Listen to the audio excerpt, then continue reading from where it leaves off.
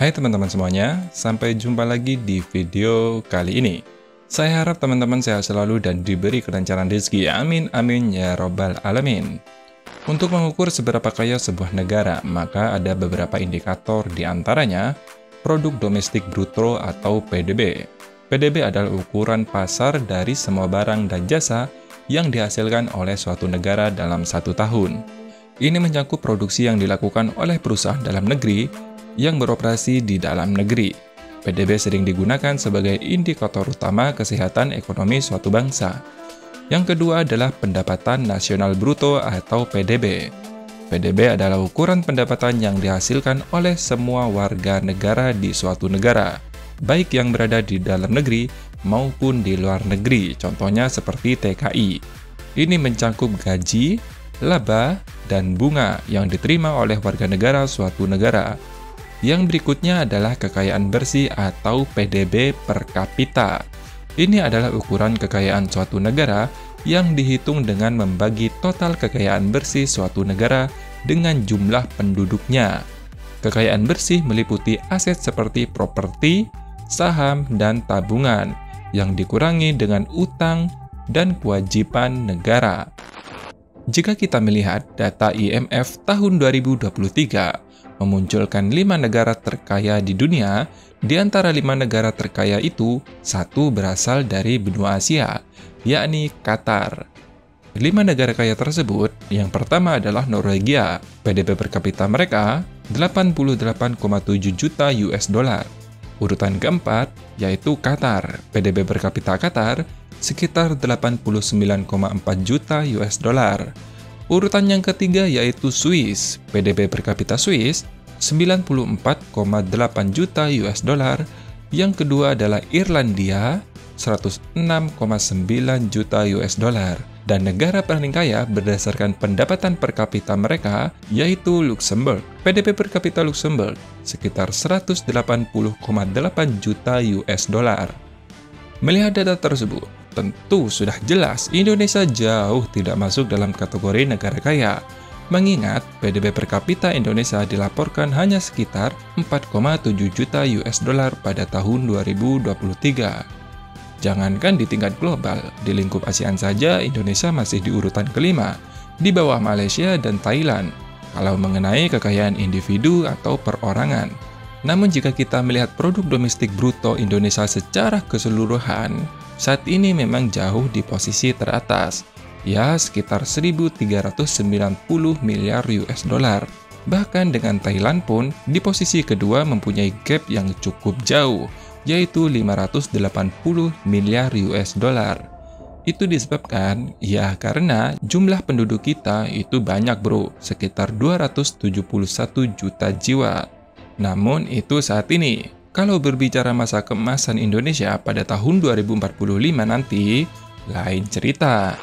Di 2045 diproyeksikan Indonesia menjadi peringkat kelima PDB terbesar di dunia, dengan nominal PDB sekitar 9.100 miliar US dollar. PDB per kapita sekitar 30 juta US dollar per tahun. Dengan jumlah penduduk mencapai 300 juta jiwa dengan penduduk kelas menengah sebesar 82% dan penduduk usia produktif sebesar 52% dari total populasi. Saya kira kurang objektif jika hanya mengambil dari sumber pemerintah. Itu kan katanya pemerintah. Oke, kalau begitu saya ambil sumber dari luar atau organisasi internasional. Namun sayangnya, menurut sumber dari Organisasi Kerjasama dan Pembangunan Ekonomi Negara-Negara Maju atau OECD, justru lebih tinggi. Memperkirakan bahwa tahun 2045, ekonomi Indonesia akan mencapai sekitar 8,89 triliun US dollar dan menjadi ekonomi terbesar keempat di dunia.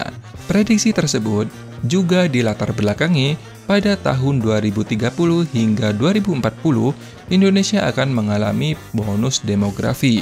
Jadi sekarang terserah kalian, mau mengambil dari sumber pemerintah atau mengambil dari sumber internasional seperti OECD. Dan menurut Presiden Jokowi nih, jumlah penduduk Indonesia usia produktif di tahun 2045 mencapai 64% dari total penduduk 297 juta jiwa. Indonesia juga akan memiliki potensi antara lain salah satu pasar terbesar di dunia, kualitas SDM yang menguasai teknologi, inovatif, dan produktif, serta kemampuan mentransformasikan ekonominya.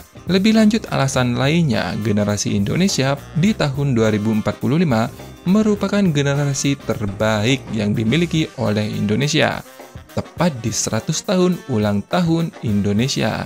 Momentum bersejarah tersebut memanglah masih sekitar seperempat abad lagi. Namun, untuk mewujudkan butuh persiapan yang matang sejak jauh-jauh hari. Sumber daya manusia Indonesia harus unggul, berkualitas, dan memiliki karakter. Generasi yang akan mewujudkan Indonesia emas adalah generasi muda, bro. Khususnya yang saat ini tengah menempuh pendidikan di perguruan tinggi.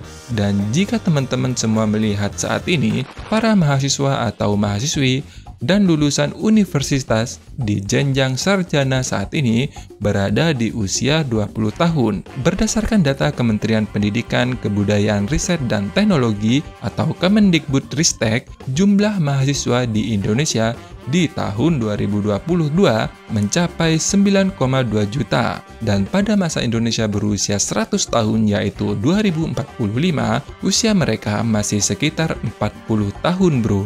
Dan merupakan usia puncak karir bagi para profesional. Jika berkaca dari data tersebut, rasanya masuk akal sih mengingat generasi yang memimpin Indonesia saat ini yaitu pada tahun 1980-an, di mana pada tahun tersebut masih baru bermunculan perguruan tinggi di Indonesia. Alasan lainnya yaitu sumber daya alam, bro. Indonesia adalah negara kaya akan sumber daya alam. Potensi sumber daya alam Indonesia adalah hutan, lautan, minyak bumi, gas alam, logam, dan batu bara.